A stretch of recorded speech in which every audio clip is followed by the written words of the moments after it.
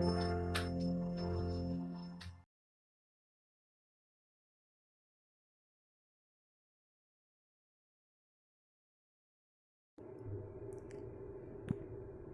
Friends, welcome back to my YouTube channel study art hub. So friends, आज 505 questions start करने वाली हूँ और 1 to 504 क्वेश्चंस कंप्लीट हो चुके हैं।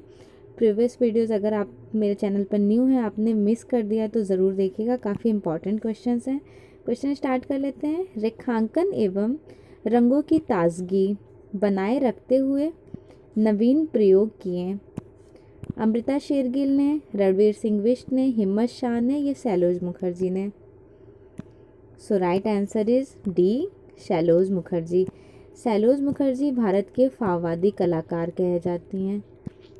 फैविज्म, फाववादी जंगलवाद या फाववाद, फैविज्म आर्ट मूवमेंट स्टार्ट हुआ था यूरोप में। वेस्टर्न आर्ट का ये एक आर्ट मूवमेंट है और भारत में फाववादी कलाकार सैलोज मुखर्जी को कहा जाता है। और वैसे फेमस जन्मदाता फैविज्म आर्ट मूवमेंट के हैं Henri Matisse. Henri Matisse. Bharatvarsh में अति यथार्थवाद का आरंभिक संकेत किसकी कृतियों में मिलता है? क्या कहा जा रहा है? अति यथार्थवादी का आरंभिक संकेत। अति यथार्थवाद बेसिकली सरेलिस्ट आर्ट मूवमेंट को कहा जाता है, जिसके फाउंडर जन्मदाता हैं। लाइक ये आर्ट मूवमेंट स्टार्ट हुआ था फ्रांस में और यहाँ के काफ़ी फेमस रहे हैं सैल्वाडोर डाली और आंद्रे ब्रेतो कवि से ये आर्ट मूवमेंट रिवॉल्यूट हुआ, स्टार्ट हुआ और सिगमंड फ्रायड के मनोविश्लेषण से। क्वेश्चन में ये कह रहा है कि ये अति यथार्थवाद का जो संकेत है वो किसकी पेंटिंग में दिखाई देती है पहली बार? अवनींद्रनाथ टैगोर, रविंद्रनाथ टैगोर, जसवंत सिंह या Hussain? So right answer is B, Rabindranath Tagore. Rabindranath Tagore ने 1928 ईस्वी में मीन्स 67 या 68 की इनकी एज हो गई थी, तब इन्होंने पेंटिंग करना स्टार्ट किया था। अति यथार्थवादी कला के एक कुशल प्रारंभिक चित्रकार रहे हैं। एक कुशल प्रारंभिक चित्रकार कौन रहे हैं अति यथार्थवाद के? प्रारंभिक कुशल चित्रकार हेमंत मिश्र रहे हैं। हेमंत मिश्र कहाँ के थे? हेमंत मिश्र कहाँ से बिलोंग करते हैं? एग्जैक्ट लोकेशन है असम। असम के रहने वाले हैं हेमंत मिश्र। वह कौन सा चित्रकार है जिसकी कला में कंकाल के समान सिर विहीन मानवकृतियों को असंभाव्य क्रियाकलापों में लिप्त दिखाया गया है? कौन से आर्टिस्ट हैं? ऑप्शन में है जे स्वामीनाथन, विकोस भट्टाचार्य, ए रामचंद्रम या Manjit Baba. So right answer is C, A Ramachandram.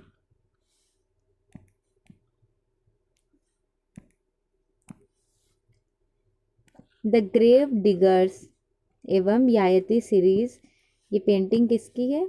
ए रामचंद्रम की है। बेसिकली यायती सीरीज म्यूरल कह लें, लाइक म्यूरल टाइप में।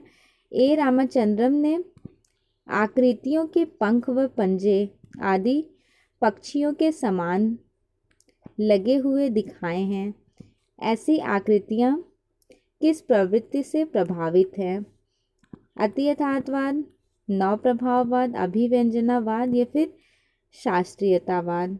सो राइट आंसर इज ए, अति यथार्थवाद।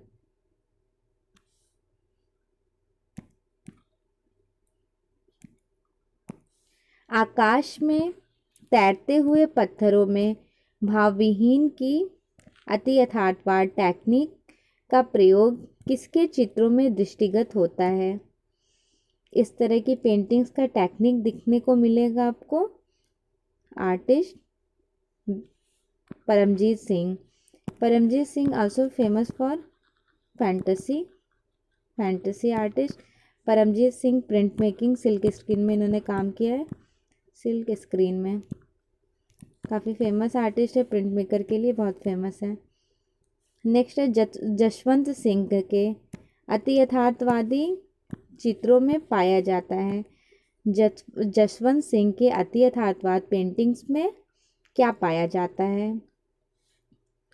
डरावनापन, लाइक हॉरेबल सीन्स वगैरह, इस तरह से कह लें। ये भी सैरलिज्म आर्ट मूवमेंट का रिफ्लेक्शन इनकी भी पेंटिंग में रहा है। कहा जा रहा है ना कि अति यथार्थवादी चित्र। अति यथार्थवाद में basically paintings dreamy life, fantasy से रिलेटेड बनाई गई है। लाइक सैल्वाडोर डाली की बहुत फेमस पेंटिंग है ना, द परसिस्टेंस ऑफ मेमोरी और द बर्निंग जिराफ। तो ये सारी चीज़ पेंटिंग्स को देखिएगा। लाइक इन्होंने मेल्टिंग वॉच बनाया है, तो वॉच में कीड़े लग रहे हैं, क्या एक्चुअल लाइफ में ऐसा होता नहीं है? तो इस तरह की पेंटिंग्स को इन्होंने डिपिक्ट किया है सैल्वाडोर डाली ने। अति यथार्थवाद में ऐसा ही काम किया गया है, लाइक फैंटेसी या फिर ड्रीमी लाइफ को कैप्चर किया गया है, डरावनापन वगैरह। और वो भारत में जसवंत सिंह की अति यथार्थवादी चित्रों में डरावनापन दिखाया जाता है।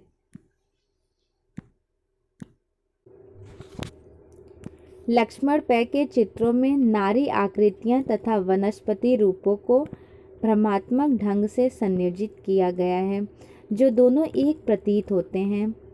यह चित्र किस वाद से संबंधित है? इस टाइप की पेंटिंग सरलिस्ट आर्ट मूवमेंट लाइक अति यथार्थवाद से संबंधित है। दौड़ता हुआ अश्व, दौड़ता हुआ अश्व के साथ ज़मीन पर लुढ़कता सूर्य नामक चित्र हुसैन ने बनाया है। ये पेंटिंग किसकी है? हुसैन की। दौड़ते हुए अश्वों के साथ ज़मीन पर लुढ़कता सूर्य, ये पेंटिंग किस आर्ट मूवमेंट को डिपिक्ट कर रही है? लाइक किस में बनाई गई है, कौन सा रिफ्लेक्शन दिखाया गया है? तो वो भी अति यथार्थवाद प्रवृत्ति का। अति यथार्थवाद से प्रेरित चित्र नारी की जंघा पर गिद्ध, नारी की जंघा पर गिद्ध किस नामक चित्र किस कलाकार की कृति है?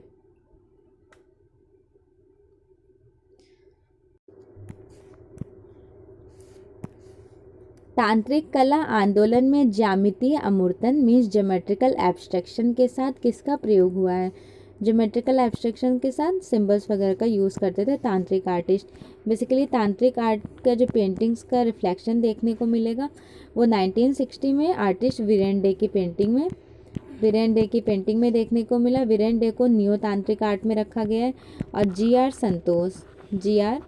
संतोष को फाउंडर कहा जाता है, जन्मदाता तांत्रिक आर्ट का। इन्होंने स्टार्टिंग किया था, ऐसा कहा जाता है। दोनों फेमस रहेंगे। अगर नौ तांत्रिक पूछा जाए तो वीरेन डे, और तांत्रिक आर्टिस्ट जी आर संतोष। कुछ अनदर फेमस आर्टिस्ट भी हैं तांत्रिक आर्ट में, इन्होंने काम किया है। लाइक लक्ष्मण पै, निरोध मजूमदार बिलोंग करते हैं कोलकाता ग्रुप से, इन्होंने भी तांत्रिक आर्ट में काम किया है। नेक्स्ट है जे स्वामीनाथन ग्रुप 1819 के फाउंडर, जन्मदाता कहे जाते हैं, इन्होंने भी तांत्रिक आर्ट में काम किया है। केसीएस पानिक्कर बिलोंग करते हैं चोलामंडल आर्ट ग्रुप से, जो 1966 में स्टार्टिंग हुआ है। इन्होंने भी तांत्रिक आर्ट में काम किया है। यंग टर्कस ग्रुप के फाउंडर, जन्मदाता हैं पीटी रेड्डी, इन्होंने भी तांत्रिक आर्ट में काम किया है। एस बी पलसिकर काफ़ी फेमस स्कल्पचर आर्टिस्ट हैं, इन्होंने भी तांत्रिक आर्ट में काम किया है। जे सुल्तान अली ने भी तांत्रिक आर्ट में काम किया। केवी हरिदासन, प्रभाकर बर्वे, दीपक बनर्जी और बालकृष्ण बटेल, ये मोस्ट इम्पॉर्टेंट आर्टिस्ट हैं जिन लोगों ने तांत्रिक आर्ट में काम किया है। नेक्स्ट क्वेश्चन देख लेते हैं। क्वेश्चन है, विशुद्ध अमूर्त शैली न रहकर दार्शनिक प्रतीकात्मक रूप में विकसित हुई है, वो कौन सी शैली है? नवतांत्रिक कला। क्वेश्चन ध्यान दीजिएगा। विशुद्ध अमूर्तन न होकर दार्शनिक प्रतीकात्मक, न्योतांत्रिक के लिए काफ़ी फेमस रहे हैं आर्टिस्ट वीरेन डे बहुत फेमस है न्योतांत्रिक के लिए।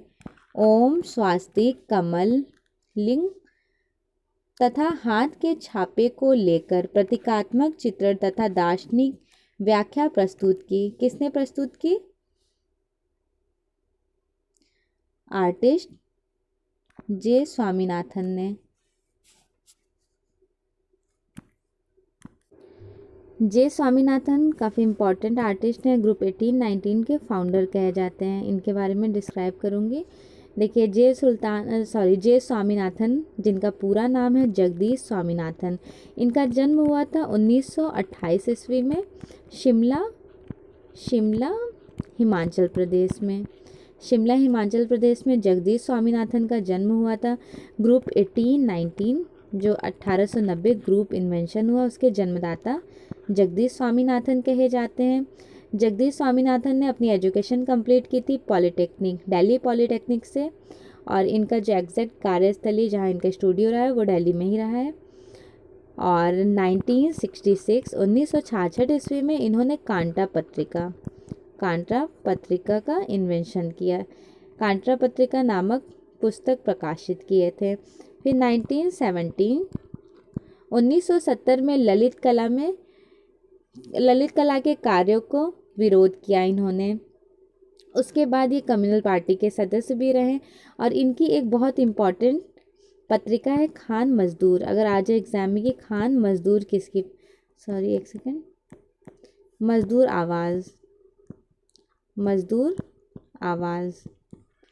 मजदूर आवाज़ काफ़ी फेमस है, जगदीश स्वामीनाथन की पत्रिका है, इन्होंने प्रकाशित किया था। और इनकी पुस्तक है परसिमिंग फिगर पुस्तक है जगदीश स्वामीनाथन की। जगदीश स्वामीनाथन को कालिदास सम्मान अवार्ड मिला था, नेहरू फेलोशिप भी मिली थी। जगदीश स्वामीनाथन को पक्षियों को सांकेतिक रूप में चित्रित करने के लिए इन्हें बर्डमैन कहा गया। पूछा जाए कि कौन से आर्टिस्ट हैं जिन्हें बर्डमैन कहा गया, जे स्वामीनाथन को। जेआरएफ में आया हुआ क्वेश्चन है, पूछा भी गया था। पक्षियों के रूप के लिए बर्डमैन फेमस रहे हैं जगदीश स्वामीनाथन। जगदीश स्वामीनाथन ने शव पात्रो ब्राजील की वार्षिक प्रदर्शनी में जूरी सदस्य थे। जगदीश स्वामीनाथन मुख्य रूप से आदिवासी जनजाति गौड़ के अपने चित्रों में प्रेजेंट करते थे, उनके सब्जेक्ट को कैप्चर इन्होंने किया है। ये ज्योमेट्रिकल एब्स्ट्रैक्शन के लिए फेमस रहे हैं, लाइक इन्होंने स्वास्तिक, तंत्र मंत्र इस तरह की पेंटिंग करनी शुरुआत किए थे 1960 में।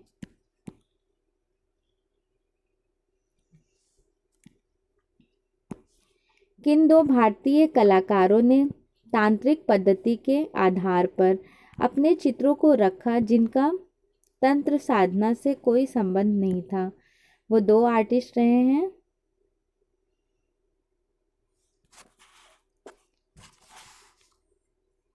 आर्टिस्ट लक्ष्मण पै एंड निरोध मजूमदार। पलसिकर ने सपाट धरातल पर तांत्रिक मंत्रों, अक्षरों, त्रिशूल, नेत्र आदि चिन्हों के चित्रण में किसके संबंधित कलाकृतियां प्रस्तुत की? एसबी पलसिकर फेमस रहे हैं तांत्रिक आर्ट के लिए, सो राइट आंसर हो जाएगा नौतांत्रिक।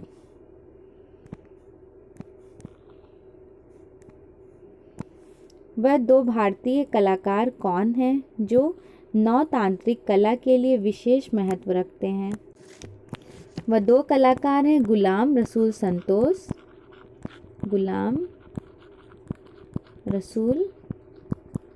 संतोष एवं सतीश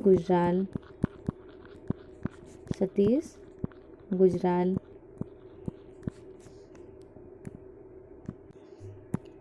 राइट आंसर हो जाएगा ए।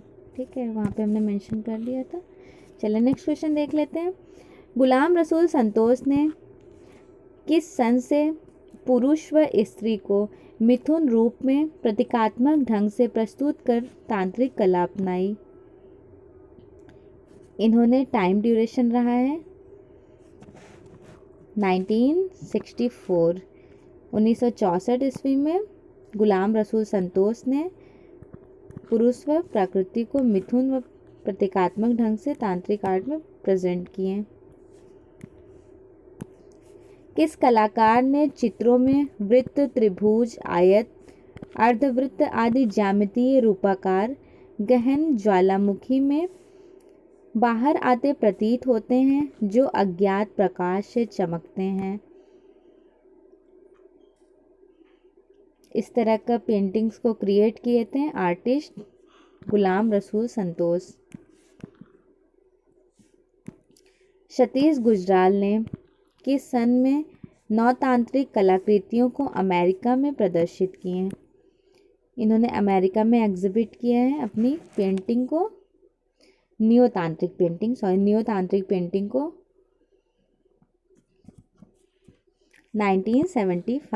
1975 में।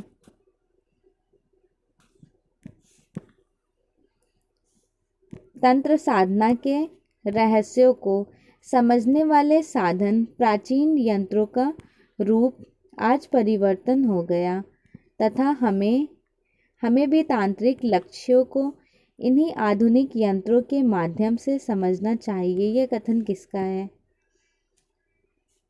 ये कोटेशन रहा है सतीश गुजराल का। लिली, बिंदु, सहस्त्र, माया, गणेश आदि चित्रों में आधुनिक मशीनी यंत्र बिंबों को रहस्यात्मक व्याख्या करते हुए किस कलाकार ने चित्रित किया? इस तरह की पेंटिंग आपको सतीश गुजराल की पेंटिंग्स में देखने को मिल जाएंगी। नेक्स्ट क्वेश्चन है, अधिकांश भारतीय चित्रकारों का यूरोपीय कला प्रवृत्तियों में से किस प्रवृत्ति में अधिक झुकाव रहा? तो सबसे अधिक झुकाव रहा था भारतीय चित्रकारों में अभिव्यंजनावाद का। अभिव्यंजनावाद बेसिकली एक्सप्रेशनिज्म आर्ट मूवमेंट को बोलते हैं। एक्सप्रेशनिज्म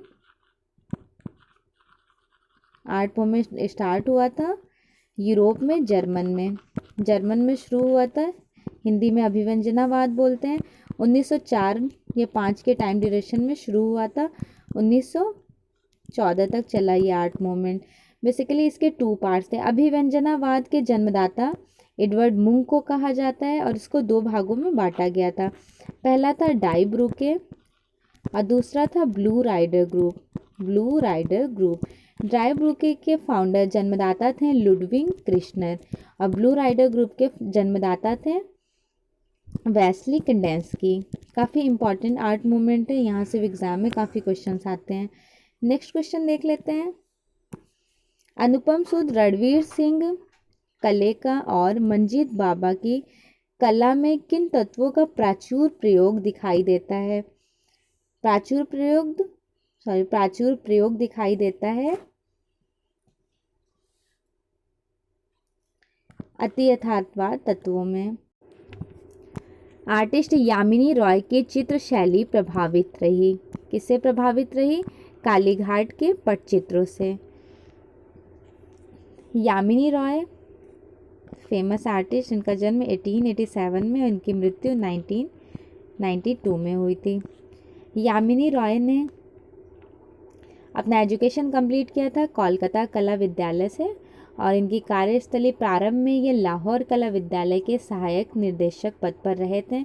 फिर city school of fine arts Lahore में ही निर्देशक के रूप में इन्होंने काम किया।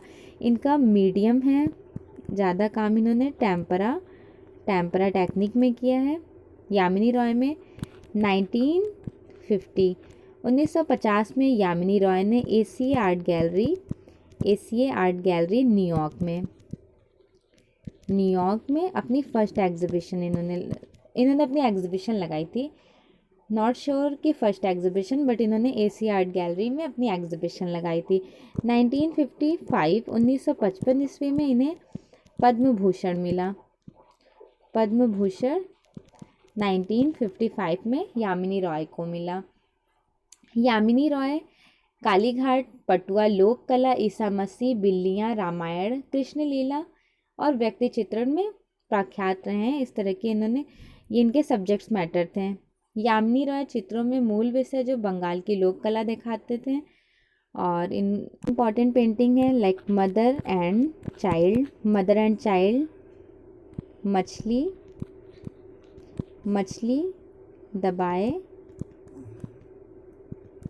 दबाए बिल्ली। एक बिल्ली है, वो फिश को अपने मुंह में लिए हुए है। कलर लाइक ब्लूइश या येलो ऑकर कलर में अच्छे से प्यारी सी पेंटिंग बनाई गई है। नेक्स्ट है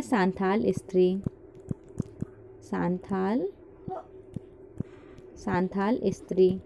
सांथाल स्त्री की पेंटिंग्स यामिनी रॉय ने बनाया है। और सांथाल फैमिली राम किंकर बैच की फेमस मूर्ति है।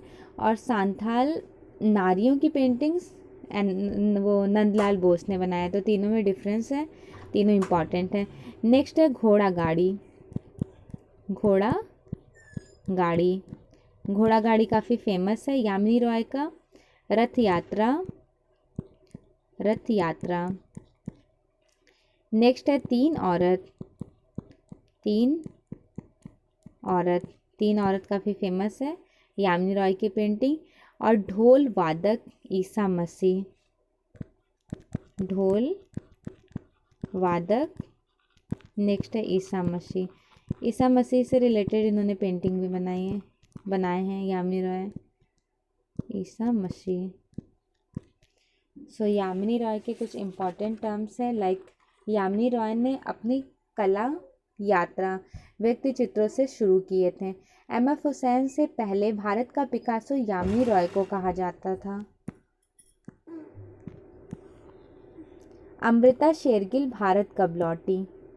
अमृता शेरगिल भारत लौटी थी 1934 में। अमृता शेरगिल का जन्म हुआ था 1913 में और इनकी मृत्यु हुई थी 1941। 28 पूछा जाता है कितने साल तक रही थी, तो 28 साल तक। इनके जो फादर थे उमराव सिंह शेरगिल अमृतसर से बिलोंग करते हैं, सिख थे। और इनकी मदर जो थी, मदर हंगरियन थी, लाइक संगीत ओपेरा की प्रसिद्ध कलाकार थी। एग्जैक्ट टाइम है 30 जनवरी 1913, हंगरी बुदापेस्ट में अमृता शेरगिल का जन्म हुआ था। 11 वर्ष की आयु में अपने पिता के साथ इटली गई। वहाँ इन्होंने फ्लोरेंस के कला विद्यालय में इन्होंने अपनी प्राइमरी एजुकेशन ली थी पीपर गवा से। कहाँ पर? तो ये फ्लोरेंस में, फ्लोरेंस कला विद्यालय में। बाद में पेरिस चली गई थी। पेरिस में इन्होंने ल्यूसीमन सिमोन से अपनी एजुकेशन लिए थे अमृता शेरगिल। 1931 में अमृता शेरगिल पेरिस के सैलो में इनके चित्रों की सर्वप्रथम फर्स्ट एग्जीबिशन हुई थी। कहाँ? तो ये ध्यान रखिएगा, पेरिस में हुई थी। पेरिस में कब हुई? 1931 में, ग्रॉन सैलो, ठीक है।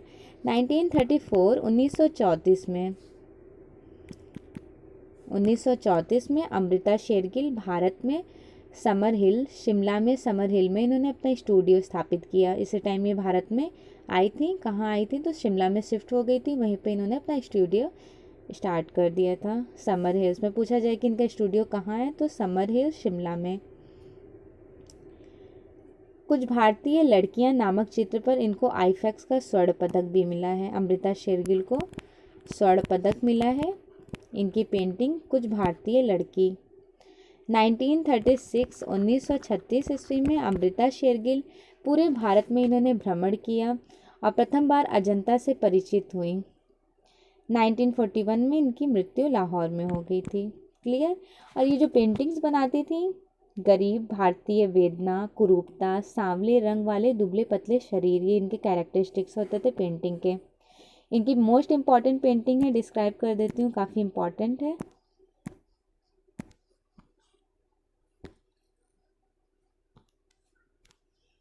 अमृता शेरगिल की most important painting Balika Vadhu. Balika Vadhu, वधू का श्रृंगार, वधू का श्रृंगार। नेक्स्ट है अछूत बालिका, अछूत बालिका। नेक्स्ट पेंटिंग है मदर इंडिया, मदर इंडिया, जिसे भारतीय माँ कहते हैं। इस पेंटिंग को भारतीय माँ भी कहा जाता है। नेक्स्ट पेंटिंग इनकी है तीन कन्याएं, तीन कन्याएं, तीन महिलाएं, तीन महिलाएं। 3 कन्याएं, 3 महिलाएं, युवतियां।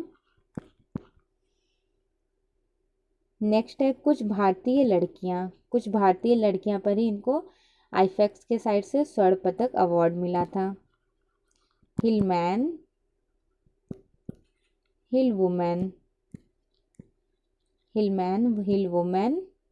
नेक्स्ट है भिकमंगे पिता, ऊंट वाले। ऊंट वाले भी काफ़ी फेमस है। भिकमंगे पिता, भिकमंगे अलग है, पिता अलग पेंटिंग है। नेक्स्ट है ऊंट वाले। भिकमंगे पिता एक में नहीं है, भिकमंगे अलग पेंटिंग है, पिता अलग है, ऊंट वाले अलग है। नील वासना, गणेश पूजा। दक्षिण भारतीय ग्राम्यवासी, ब्रह्मचारी बहुत फेमस है। ब्रह्मचारी, अमृता शेरगिल की इम्पॉर्टेंट है ब्रह्मचारी। हाथी का स्नान, एलिफेंट बाथिंग। चारपाई पर विश्राम करती स्त्री, पनिहारिन, विश्राम, वार्तालाप। घर जाते हुए, केले बेचते हुए, जिसे बोलते हैं बनाना सेलर। बनाना सेलर। ये इम्पॉर्टेंट पेंटिंग्स थी अमृता शेरगिल की। अमृता शेरगिल पॉल गॉगन से इन्फ्लुएंस्ड रही है। पॉल गॉगन पोस्ट इम्प्रेशनिज्म आर्टिस्ट है। और भारत में नंदलाल बोस और रविन्द्रनाथ टैगोर से भी इन्फ्लुएंस थे अमृता शेरगिल। अमृता शेरगिल भारत में गोरखपुर से भी जुड़ी रही थी। कलाकार के रूप में अमृता शेरगिल की कर्मभूमि भारत ही रही है। अमृता शेरगिल के कार्यों को यामिनी रॉय ने काफ़ी प्रोत्साहन किया। क्वेश्चन आया हुआ है किसने प्रोत्साहन किया अमृता शेरगिल के कार्यों को, तो यामिनी रॉय ने। अमृता शेरगिल के चित्रों में विवाद की झलक दिखाई देती है।